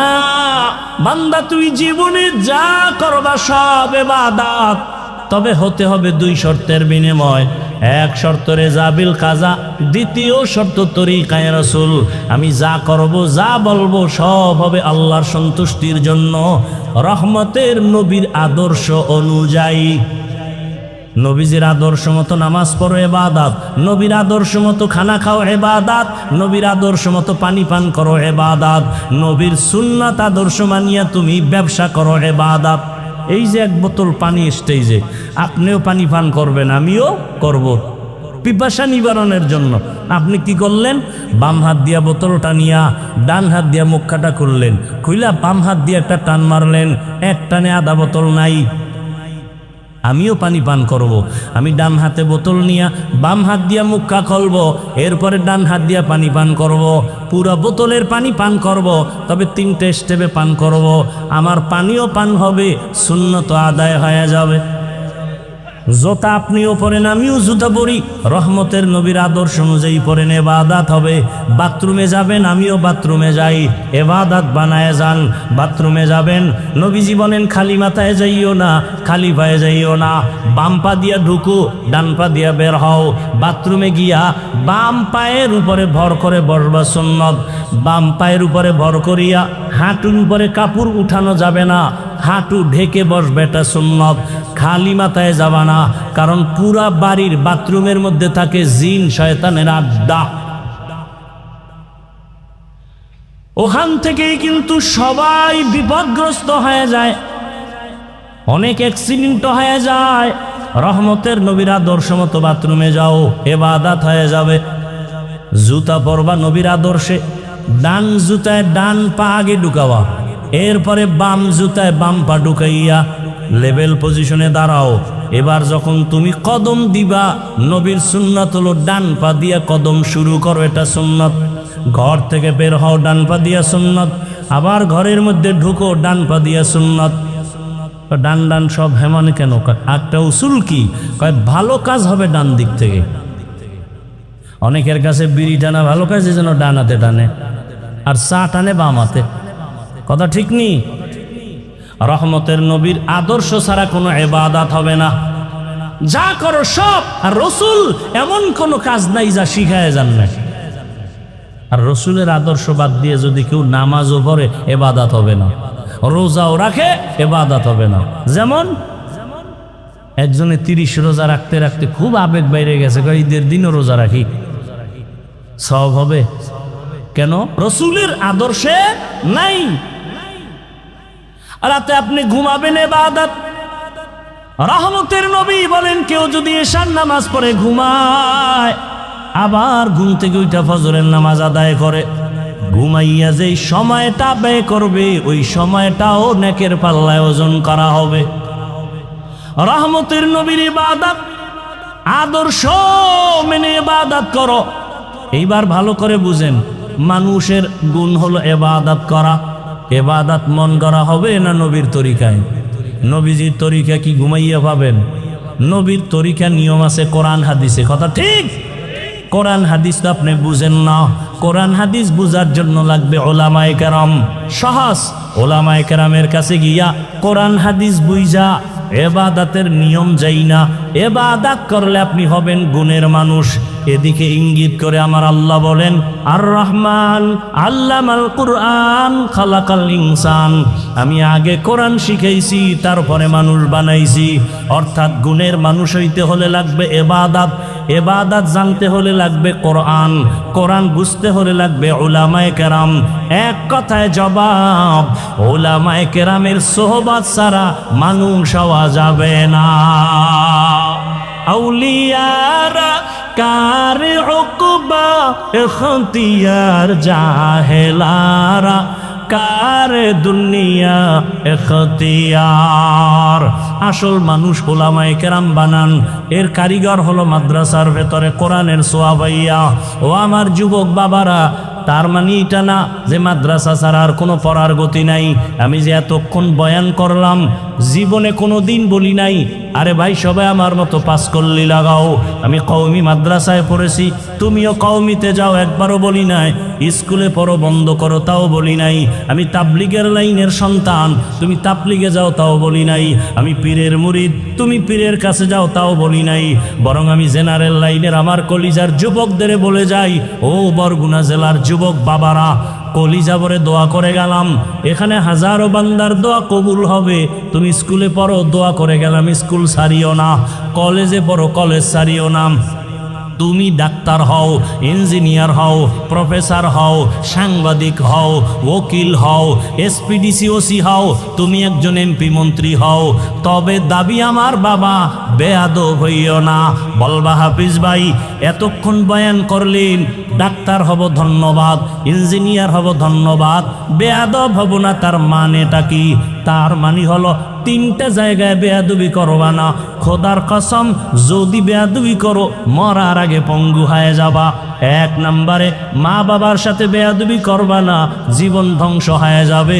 দুই, শিক্ষকের সাথে বেয়াদবি করবা না, জীবন ধ্বংস হয়ে যাবে। তিন, ওলামায়ে কেরাম মুরব্বির সাথে বেয়াদবি করবা না।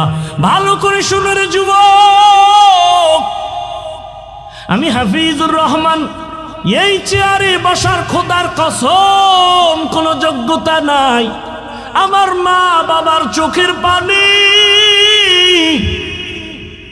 আর আমার মুরব্বীদের দোয়া। তবে বয়ান যে করতেছে, আমার আম্মা আমারে ধরে ধরে বয়ান শিখান নাই, আমার আব্বা জান আমাকে জীবনে বয়ান শিখান নাই। আমাকে এখানে বসাইছেন আমার মা বাবার চোখের পানি, কিন্তু বয়ান করাইতেছেন আমার ওস্তাদের মেহনত। আমার ওস্তাদরা ধরে ধরে আমাকে বয়ান শিখাইছেন, কথা শিখাইছেন, আমাকে দস্তখাত দেওয়া শিখাইছেন। মা বাবার অবদান একদিকে, ওস্তাদের অবদান আছে আর একদিকে। এবার বয়ানও শিখে ফেলছি, কিন্তু বয়ানের মধ্যে রুহু নাই, রুহু নাই, বয়ান চলে, মানুষের চোখে বাণী নাই, নিজের মধ্যে ইখলাস নাই। এটা আনার জন্য লাগবে আল্লাহ বলাদের নেক নজর। এই জন্য বলেছি, এটাও শুনে রাখো, জীবনে কোনো মা বাবা সন্তানের জন্য বরদোয়া করে না, কোনো শিক্ষক ছাত্রকে বরদোয়া করে না, কোনো আলেম উম্মতকে বরদোয়া দেয় না। তবে বরদোয়াটা অন্তর থেকে মাঝে মাঝে এসে যায়। যদি মাকে বাবাকে কষ্ট দাও আর মা বাবায় যদি কষ্ট পায়, বলে আহ, এটাই তোর জীবন ধ্বংসের কাল হয়ে যাবে। শিক্ষক কষ্ট পেয়ে যদি বলে আহ, নিঃশ্বাসটা ছেড়ে দিবে, তোর কপাল পুড়ে যাবে। রাস্তাঘাটে সারাদিন রাত চরি 12 মাস, রাস্তায় অনেক পাগল দেখি, ল্যাংটা পাগল। আশ্চর্যরা ইংলিশে কথা বলে, আরবিতে কথা বলে। চিন্তা করলাম, রাস্তার ল্যাংটা পাগলে কেন ইংলিশে কথা বলে, রাস্তার ল্যাংটা পাগল কেন আরবি কথা বলে। হিসাবটা মিলাইয়া দেখলাম, পাগল হইয়া ইংলিশ শিখে নাই, আরবি শিখে নাই। মা বাবা বা শিক্ষক না আলেমের সাথে বেয়াদবি করে রাস্তার পাগল হয়ে গেছি। লিকুল্লি শাইইন জিনাতুন ফিল ওয়ারা ওয়া জিনাতুল মারই তামামুল আদাবি আজ খোদা খা হি মে তৌফিক আদব বে আদব মাহরুম গাশত আজ ফজলে রা। ও আমার কলিজার যুবক বাবারা, মা বাবার দোয়া ছাড়া জীবনে সফলতা আসবে না, খোদার কসম। বেয়াদবি কইরা যদি ডাক্তার হও, তাসলিমার মতো জুতা খায়া দেশ থেকে পালাতে হবে। আর যদি আদোবালা ডাক্তার হও, শুধু বরগুনা না, গোটা বাংলাদেশের মানুষ মাথায় নিয়ে সম্মান করবে। এটা দোয়া ছাড়া হয় না। জীবনে তোমার 3টা জায়গার দোয়া জীবনের খুব পুঁজি সফলতার: মা বাবার দোয়া, শিক্ষকের দোয়া, উলামায়ে কেরামের দোয়া। এজন্য অনুরোধ করে বলি রে বাবা, স্কুলে পড়ো, কলেজে পড়ো, চাকরি করো, ব্যবসা করো, ডাক্তার হও, ইঞ্জিনিয়ার হও, বেয়াদব হইও না।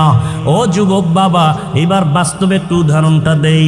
আপনার মতো যুবক স্কুল কলেজে পড়ে, জেনারেল লাইনে আছে, জীবনে মাদ্রাসায় পড়ে নাই, এমন বান্দা স্কুলে পড়িয়া 5 বেলার নামাজ পড়ে, সত্য বলেন আছে না নাই?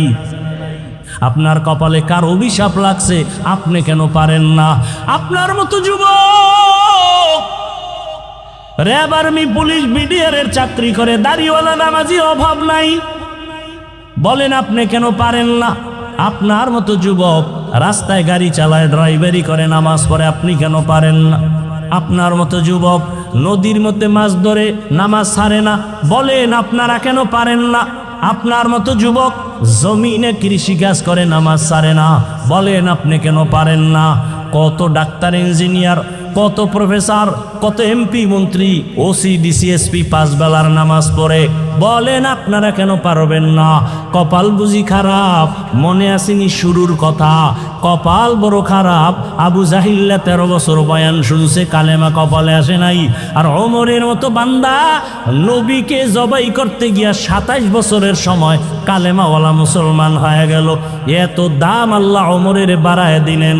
আল্লাহ তাআলা ওমরের কথার সাথে একমত হইয়া কোরআনের ভেতরে আল্লাহ আলাদা আয়াত পর্যন্ত নাজিল করেছেন। ওমরের দাম কত যে আল্লাহ ওমরের কথায় খুশি হইয়া আলাদা কোরআনে আয়াত নাজিল করছেন। কিন্তু আশ্চর্য কথা হলো, সেই ওমরকে সোনার বাংলায় দাঁড়াইয়া ভণ্ড বেদাতি বলার মতো বেয়াদব আছে। বাংলাদেশের জমিনে দাঁড়াইয়া কে বলতেছে হযরত ওমর বেদাতি, ভণ্ড? আমি সেদিন ঢাকায় বলেছি, ওমরের যারা বেদাতি বলবে, আমি বলবো 14 গোষ্ঠী সব ভণ্ড। কে সেই ওমর? আল্লাহ খুশি হইয়া আয়াত নাজিল করেছেন। রহমতের নবী বলেন, আকাশের দিকে তাকাইয়া যেমনি ভাবে অগণিত তারকা দেখতেছো, আমার ওমরের আমলটাও কিন্তু এরকম অগণিত তারকার মতো।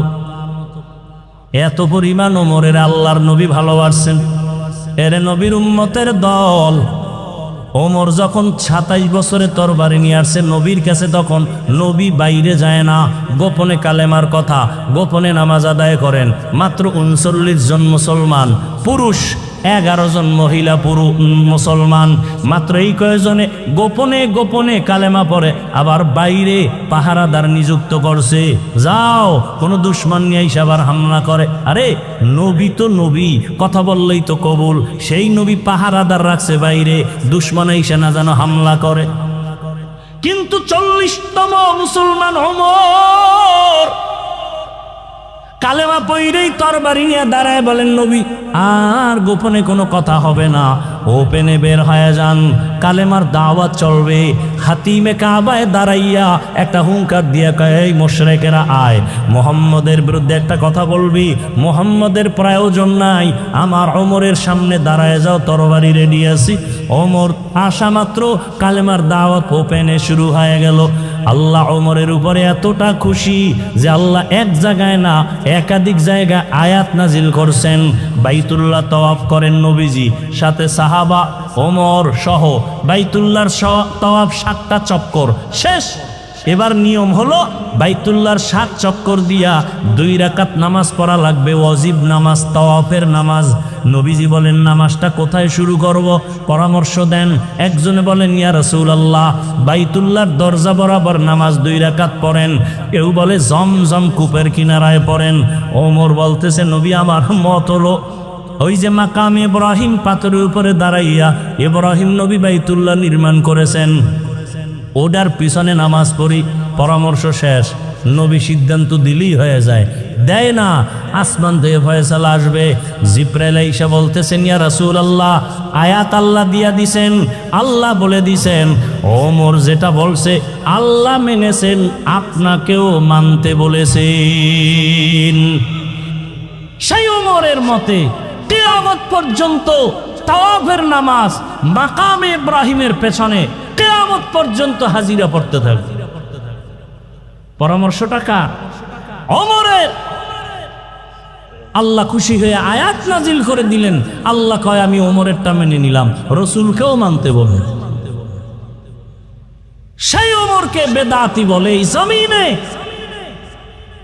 কপাল বড় খারাপ ও যুবক, এই জন্য বলেছি বরদোয়া নিও না।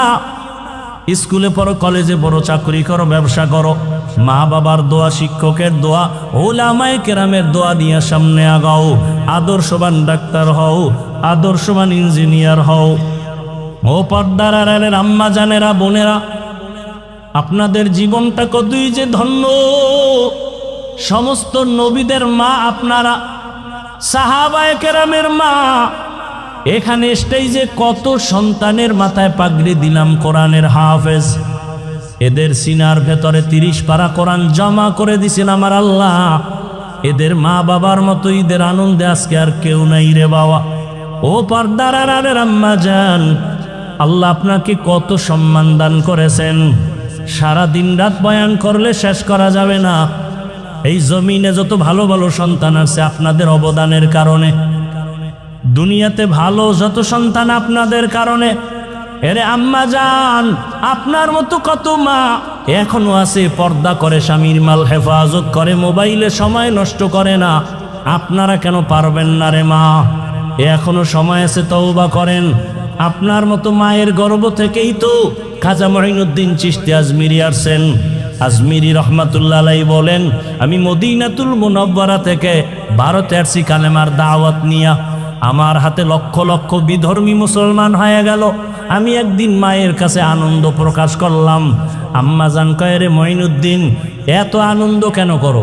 লক্ষ লক্ষ বিধর্মী আমার হাতে কালেমাওয়ালা হয়েছে। মা ডাক দিয়া কয়, রে মঈনুদ্দিন, এই অবদান তোমার না, আমি মায়ের অবদান।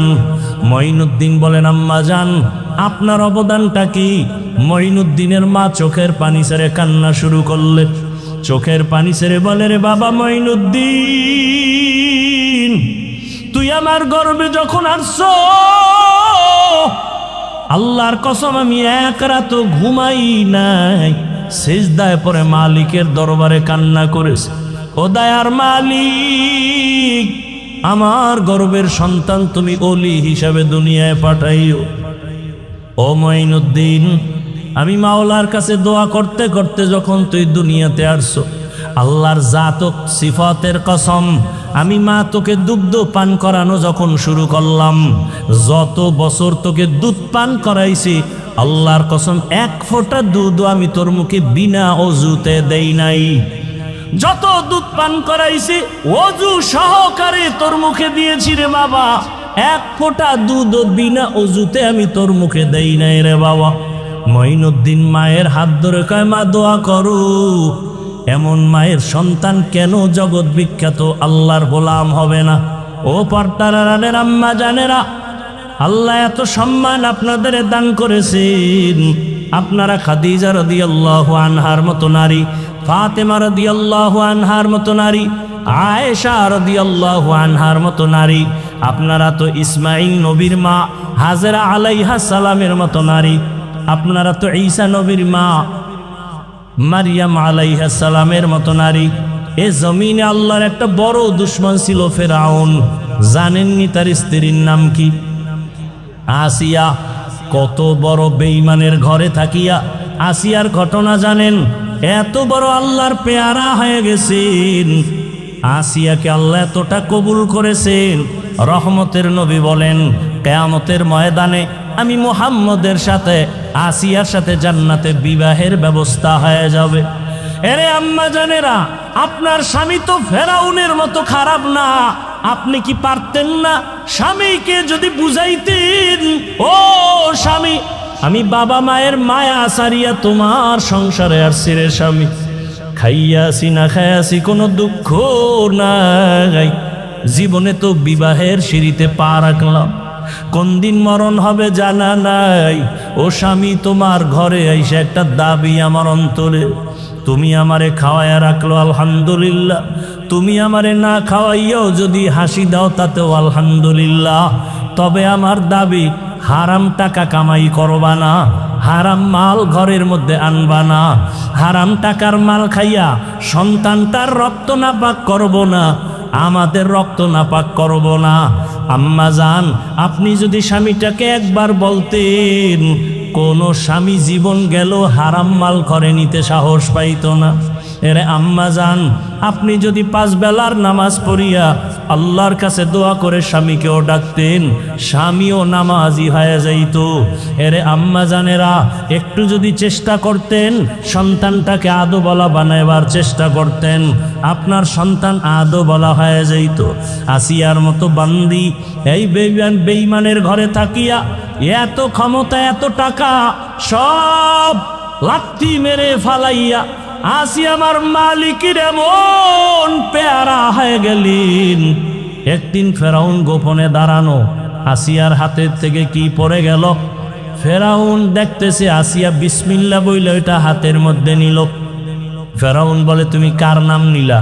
আসিয়া টের পেয়ে গেল, এতদিন তো জানতো না ফেরাউন, এখন যেহেতু জেনেই ফেলল, এখন আর গোপন রেখে লাভ নাই। আসিয়া ডাক দিয়ে কয়, আমার মালিক, আমার রবের নাম আমার জবানে নিয়েছি। ফেরাউন ডাক দিয়ে কয়, মিশরের তো রব আমি, তুমি আবার কোন রবের নাম নিয়েছ? আসিয়া কয়, জানো না রে ফেরাউন, তোমারে যিনি বানাইছেন তিনি আমার রব। ফেরাউন বলে, সর্বনাশ করলা, তুমি আমার স্ত্রী হইয়া যদি আমারে রব না বলো, খোদা না বলো, আমার খোদাগিরির মূল্য থাকে না। মিশরের মানুষ জানতে পারলে সি সি করবে। আসিয়া, তুমি আমার একবার হলেও খোদা মানো? আসিয়া বলে, কল্লা দিব, আমি ঈমান দিতে পারবো না। এবার ফেরাউন বলে, তাহলে তুমি যদি জোরে না বলো, আস্তে আস্তে আমার কানে কানে একবার স্বীকার করো। আসিয়া চোখের পানি ছেড়ে বলে, ও ফেরাউন, দুনিয়ার এই মিশরের মানুষ তোমাকে ফাঁকি দিতে পারে, কিন্তু আমি এমন রবের গোলাম, পানির ভেতরে ডুব দিয়ে কি করি কেউ জানে না, আমার মালিক। ওয়াহুয়া মাআকুম আইনামা কুনতুম। আরে বান্দা যেদিকেই থাকে আমার মালিক সেদিকেই হাজির, আমার মালিকের ফাঁকি দেওয়ার কোনো সুযোগ নাই। আল্লাহ বলেন, ফাআইনামা তুওয়াল্লু ফাসাম্মা ওয়াজহুল্লাহ। রে বান্দা তুই যেদিকেই তাকাও সেদিকেই আমার মাওলার কুদরত হাজির। আসিয়া বলে ফেরাউন মরিয়া যাব, তোমাকে একবারও খোদা বলে স্বীকার করব না। আসিয়া ডাক দিয়ে কয়, ফেরাউন ডাক দিয়ে কয়, আসিয়া রেডি হইয়া যাও, যদি আমাকে খোদা বলে স্বীকার না করো তোমাকে আমি শুলিবিদ্ধ করে ফাঁসি দিয়া মেরে ফেলবো। আসিয়া বলে মরতে রাজি, আমার মালিকের থেকে আমি জুদা হতে পারবো না রে ফেরাউন। ফেরাউন এবার ক্ষিপ্ত হইয়া এত বড় ক্ষমতাওয়ালা আসিয়ার মতো ব্যক্তির খানা বন্ধ করে দিল, বিছানাও বন্ধ করে দিল। এবার তারিখ দিয়ে দিল, আসিয়া যদি এতদিনের মধ্যে আমাকে রব বলে স্বীকার না করে, রেডি করো ময়দানে ঘোষণা দিয়া দাও আসিয়ার ফাঁসি হবে। ঘোষণা দিয়া দিল, আসিয়াও মজবুত হয়ে গেল, মরিয়া গেল আমার মাওলাকে আমি ছাড়ব না। আমি দুনিয়াতে যারে আপন মনে করি, আরে কেউ তো আমার সাথে কবরে যাবে না। আমার ভাই বোন মা বাবা টাকা পয়সা বাড়ি গাড়ি সব আমার থেকে আলাদা হইয়া যাবে। ওই কবরে থাকবে আমার মালিক। ওই আল্লাহকে নিয়েও যদি কবরে যেতে না পারি আমার উপায় কি হবে? আসিয়া চোখের পানি ছেড়ে আল্লাহর কাছে কান্না করে, আজকে তারিখ হয়ে গেল আসিয়ার শুলিবিদ্ধ ফাঁসি হবে। আসিয়াকে যখন হাতে পায়ে রশি লাগাইয়া ফাঁসির মঞ্চে নিবে যাচ্ছে, আসিয়া চোখের পানি ছেড়ে কাঁদতেছে। হঠাৎ করে দেখে জমানার নবী মূসা ওই পথ দিয়া হাইটা যায়। আসিয়া ডাক দিয়ে কয়, রে নবী মূসা, আপনি জানেন নি আমি আসিয়ার খবর কি? নবী মূসা বলে, জানি, আজ তোমাকে ফাঁসির মঞ্চে নেওয়া হচ্ছে। আসিয়া ডাক দিয়ে কয়, নবী মূসা, আপনি তো তুর পর্বতে যান, আমার মাওলার সাথে মাঝে মাঝে কথা বলেন, আমাকে একটু বলবেন নি আমি যে এখন মরতে যাইতেছি, আমার মাওলা এই মুহূর্তে আমার উপরে বেজার না খুশি? নবী মূসা ডাক দিয়ে কয়, রে আসিয়া, এই মুহূর্তে আমার মালিক তোমার উপরে অনেক অনেক খুশি। আসিয়া এই কথা শুই না আসমানের দিকে তাকায় একটা চিৎকার দিছে কোরআনের আয়াত।